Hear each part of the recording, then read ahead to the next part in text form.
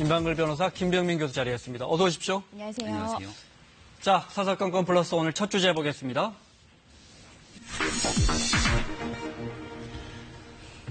자, 앞서 잠깐 논의를 했지만 이 문제 더 구체적으로 분석하기 위해서 군인권센터의 임태훈 소장 모셨습니다. 어서 오십시오. 네, 안녕하십니까. 네. 군인권센터에서 조현천 전 기무사령관과 송강원 기무사 참모장, 며칠 전까지 참모장이었죠. 지금 보직 해임됐죠. 보직 해임됐다는 얘기는 제가 못 들었고요. 네. 아직 기무사에 있습니다. 아직 기무사에 네, 있습니다. 사실은 뭐 증거인멸 우려가 있기 때문에 네. 육군으로 다시 방출하는 게 맞는데요. 네. 그 과정이 지금 진행되지 않고 있어서 좀 우려가 되고 있습니다. 네, 이 두 사람을 고발했어요. 네, 그렇습니다. 혐의는요? 혐의는 첫째 형법상 내란 예비 음모죄고요. 내란 예비. 네. 두 번째 군형법상 군사반란 예비 음모죄가 있습니다. 네. 그래서 두 가지를 통합해서 저희가 서울중앙지검에 고발장을 제출했습니다. 다만 군인 신분인 소강원 소장도 네. 사실은 군검찰에 저희가 그 고발장을 제출해야 되는데요. 네. 이 지점은 검찰 단장이 사실은 사이버 TF 댓글 그거 할 때 이 세월호 감시한 것을 분명히 알고 있었음에도 불구하고 그것을 수사를 개시하지 않았기 때문에 군검찰을 믿을 수 없어서 저희가 네. 궁여지책으로 지금 중앙지검에 고발을 했습니다. 네. 이 조현천 전 기무사령관 같은 경우는 현재 군조직이 있습니까? 아니죠. 지금 민간인이 됐고요. 저 안민석 의원이 지금 미국에 있다고? 네, 그렇습니다. 예, 그래서 아마 이 자진 귀국하지 않으면요. 네. 뭐 절차가 굉장히 복잡해지는 상황이 있는데요. 미시 USA에서 찾기 시작하면 한 이틀 만에 찾아요. 뭐 그렇긴 한데요. 네. 범인 인도 조약이 체결되어 있다 하더라도 네. 미국 법원에 결정이 있어야 되기 때문에 네. 그것은 매우 복잡한 사항입니다. 다만 그렇다 하더라도 수사는 네. 충분히 개시할 수 있다고 저희는 판단하고 있습니다. 네. 자, 군인권센터, 이걸 먼저 여쭤볼게요. 이 경우에 조사는 누가 합니까, 그러면? 지금 고발한 거에 예, 대해서. 원칙적으로는요. 네. 이제 말씀하셨지만 현역 군인인 경우에는 군 검찰이 수사를 원래는 해서 그렇게 처분을 해야 해야 되고요. 또 민간인인 경우에는 현역 군인이 아닌 경우에는 당연히 우리 검찰이 수사하고 처분을 내려야 되는데요. 지금 한 가지 사안에 여러 사람이 민간인과 또 군인이 섞여 있는 상황이잖아요. 지금 보니까 보도된 거에 의하면 조금 전에 국방부에서 특별조사단장도 이미 임명을 한 네. 상태이고요. 또 지금 말씀하신 그 고발건은 지금 공안 2부에 배당이 돼 있는 상태예요. 그래서 양쪽에서 동시 수사가 이루어지다가 네. 어느 순간은 이제 공조하는 경우가 되지 않을까. 이렇게 아무래도 예상합니다. 독자 수사단을 꾸리고 있지만 그 힘만으로는 안 되니까 검찰이 같이 수사하는 형식이 되겠군요. 수사는 할 수 있다 해도 처분은 내리지 못하니까 네. 처분이 만약에 필요한 정도에 이른다면 당연히 그냥 검찰이 들어갈 수밖에 없죠. 네, 기소하고 그러려면. 그렇죠. 네, 알겠습니다. 기무사의 이른바 촛불 집회 계엄령 검토 문건 파장이 커지고 있습니다. 그중에 군인권센터에서 추가로 공개하신 부분이 있죠. 어떤 내용입니까? 구체적인 병력을 네. 어떻게 동원하느냐에 대한 부분 그리고 어디에 어떻게 배치하느냐의 부분을 저희가 네. 미공개 문건을 공개를 했습니다. 그게 이철희 의원이 공개한 문건에 있던 건데 이철희 의원 문건에는 빠져 있고 네, 그렇습니다. 추가로 3장이 더 있었던 네, 거라면서요? 참조 자료 참조 1, 2, 자료? 3이 있고요. 네. 두 번째 자료에 네. 병력을 어떻게 전개하고 배치할지를 구체적으로 기술하고 있습니다. 그 자료에는 구체적으로 병력을 어떻게 전개한다는 겁니까? 수도권을 지키고 있는 네, 지금 화면에 나오고 있는데. 기계화 네. 사단을 6개가 있습니다. 우리나라에. 여기는 탱크와 장갑차가 있고요. 네. 그래서 이 부대를 모두 동원해서 서울 지역의 광화문 일대에 80여 대의 탱크를 배치하고 그리고 국회에는 한 50여 대를 배치하는 그런 그 전술을 네. 구사하고 있습니다. 그리고 전국적으로 계엄을 확대했을 시 네. 경상도 지역에는 어느 부대가 가고 이런 것들 구체적으로 나열하고 있습니다. 지금 그거는 이제 말씀하신 참조 자료에 나와 있는 거고 지금 화면에 나와 있는 이 그래픽은 군인권센터에서 따로 만드신 거죠? 혹시 시청자분들이 그렇습니다. 오해하실까요? 예, 네. 이 부분을 글로서 저희가 그냥 공개를 하면 설명이 잘 안 되니까. 설명 시민들은 이게 뭔지 잘 모릅니다. 네. 그리고 군대에 갔다 오셨다 하더라도 네. 기계화 사단에 근무하지 않았으면요. 이 병력 전개가 어떻게 되는지 그렇죠. 모릅니다. 네. 특히 특전사 병력 전개도 잘 모르기 때문에 네. 저희가 그 오밤중에 전방에 있는 기계화 사단에 있는 간부들 다 깨워가지고 네. 병력 전개와 무기를 어떻게 가지고 있는지 다 교차하기는 했습니다. 네. 저희가 알고 있는 상식이 또 네. 잘못 전달될 수 있어서요. 네. 자, 이런 사실을 국방부 안에서 국방부 장관에게, 송영무 국방부 장관에게 3월 달에, 지난 3월에 보고했다는 거예요. 네. 그럼 이제 저희가 궁금해지는 건 그러면 송 장관은 이걸 알고 어떻게 했을까? 이 부분입니다. 그러니까 실질적인 국방부 입장에서 지금 송영무 장관이 배제된 것이 아니냐라는 얘기가 나오게 되는데 송 장관이 3월 달에 이 문제를 확인을 했으면 자체적인 조치를 취해야 되는 것 아니겠습니까? 하지만 이 내용들이 공개가 됐던 게 이철희 의원을 통해서 일단 공개가 된 상황이기 때문에 네. 송영무 장관이 과연 여기에 대한 적극적인 문제에 대한 이 제기를 할 만한 의지가 있었겠는가 이런 얘기가 나오고 있는 상황이고요. 지금 독립수사단을 결국은 구성을 했는데 여기에는 육군이 배제가 되고 그리고 지금 송영무 장관 같은 경우는 해군 참모총장 출신이지 않습니까?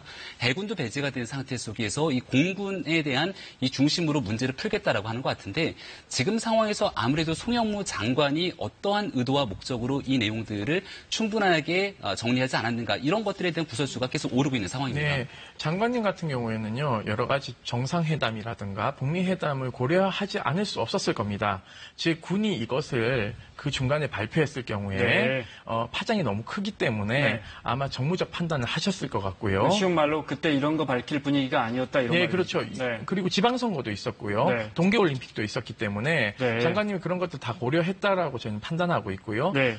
그래서 아마 본인이 이것을 공개를 하게 되면 자칫 잘못하면은 본인이 내부 고발자가 되는 상황에서 네. 군의 어떤 장악력이 떨어지는 것을 아마 판단하셨을 거라고 보고 있습니다. 그래서 이철희 의원한테 국방위 간사시니까요. 이것을 이제 문건을 전달한 것으로 저희가 보이고 있고요. 네. 지금 장관을 경질해야 된다 이런 얘기들이 나오고 있는데요. 사실은 지금 상황에서 장관을 경질하게 되면 가장 좋아할 사람들은 기무사입니다. 그렇기 때문에 조금 전 지켜봤으면 좋겠고요. 네. 대통령의 특명 같은 경우에는요. 네. 사실 군검찰에게 기회이자 위기입니다. 이것을 제대로 수사하지 못할 경우에는요.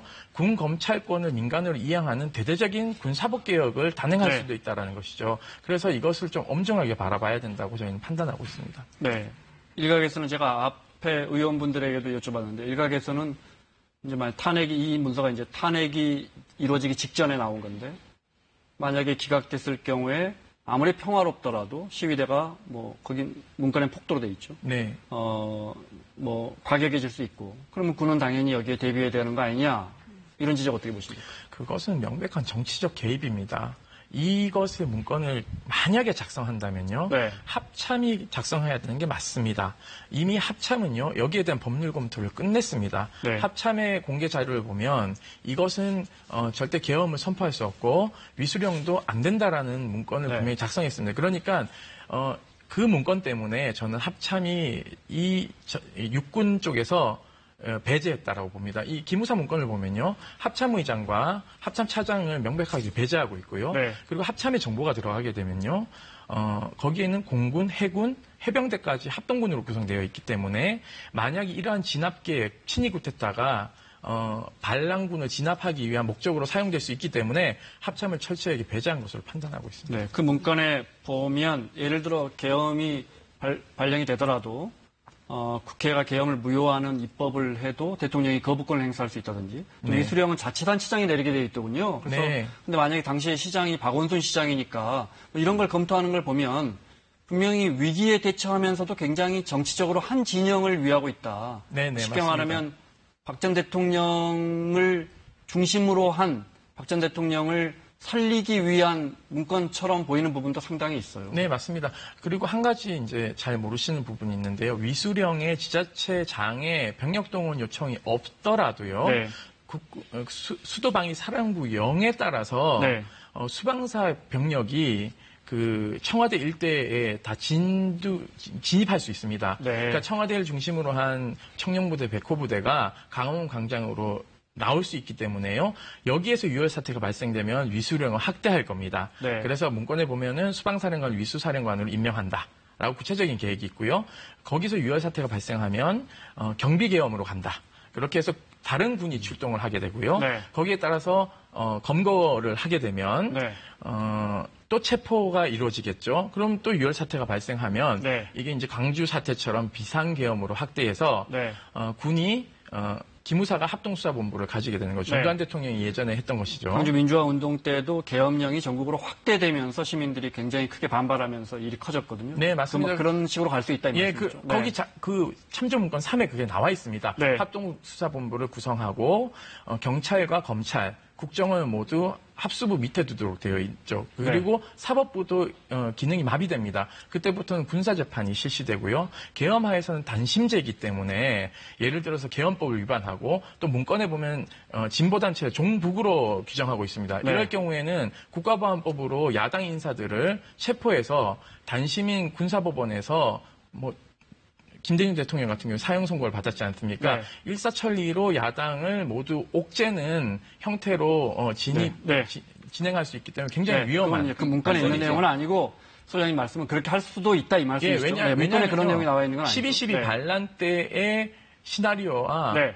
매우 흡사합니다. 네. 그러니까 이것을 그렇다라면 쿠데타로 사실은 규정하고 있는데 누가 어떠한 신입 정치적- 쿠데타겠죠. 예, 네. 이제 말씀을 하고 계신 건데 실질적인 문건에는 쿠데타라는 내용은 나와 있지 않지 않습니까? 네, 맞습니다. 그렇다면 어떠한 이유로 누가 왜 이런 문건을 작성했을 거라고 유추하시는지 얘기를 좀 들을 수 있을까요? 저는 첫 번째 이제 이게 대통령의 의지가 반영된 문건이다. 네. 왜냐하면 박근혜 대통령께서는 탄핵이 인용될 거라고 생각을 전혀 안 하셨고요. 당시에도 한교안 권한대행과의 통화에서도 그것을 입증할 수 있고요. 네. 그렇다면은 기각이 된다는 전제하에 이 문건이 만들어졌기 때문에 네. 매우 위험하다는 것이죠. 왜냐하면 이 시나리오가 적법하게 되려면요. 인용과 기각을 모두 염두에 두고 문건이 작성돼야 되고요. 특히 대통령의 탈출 계획을 네. 전혀 세우지 않고 있습니다. 시위대가 청와대 경내로 진입했을 경우에 하단부를 향해서 총을 발사한다라는 문건이 수방사 문건에 있지만 대통령을 모처로 피신시키는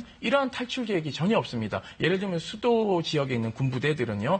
유사시에 대통령을 벙커에서 지휘할 수 네. 있는 시스템을 다 갖추고 있기 때문에 저는 이 문건은 단지 반대자들을 탄압하기 위한 문건이다라고밖에 볼 수 없는 네, 것이죠. 임 변호사님, 이게 네. 탄핵되니까 지난해 3월 이야기죠, 그죠? 그렇죠. 네, 3월 12일에 탄핵 네. 헌재 판결이 나왔죠. 그 전에 만들어진 거죠. 그 네. 무렵에. 네, 그런데 첫 촛불 시위가 재작년 10월쯤에 열렸단 말이에요. 네, 10월 29일입니다. 그래요.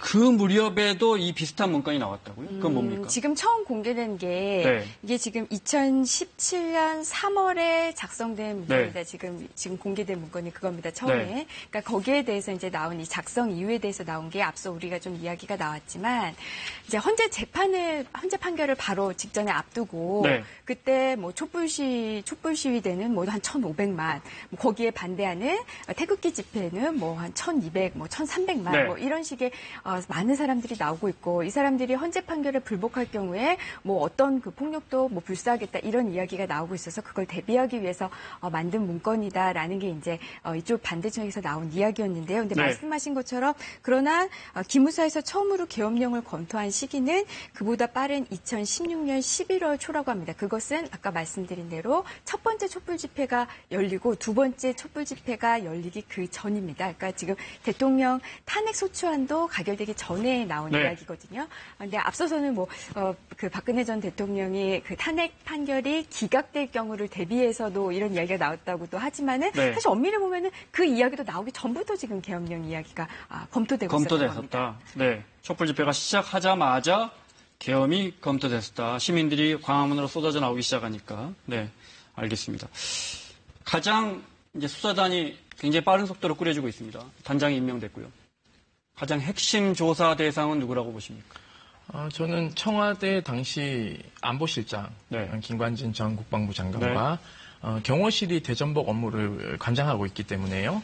박흥렬 경호실장 네. 그리고 한민구 장관 그리고 수방사령관 지금 현 육군 참모 차장이죠. 그리고 법무에서 문건을 검토한 법무관리관 그리고 당시 그 밑에 있었던 법무관이 지금 육군 법무실장을 하고 네. 있거든요. 이런 분들 그리고 나머지 분들을 다 수사해야 되기 때문에요. 네. 사실 굉장히 광범위하게 수사가 진행될 수밖에 없는 상황입니다. 알겠습니다. 지금 군조직 네. 내에 있는 사람들보다는 간단하죠. 군조직 밖에 있는 사람들의 인사가 훨씬 더 많기 때문에 군에서 하고 있는 이 당시의 군 내부 수사보다는 사실 민간검찰 쪽의 역할들이 훨씬 더 큰 것 아닌가요?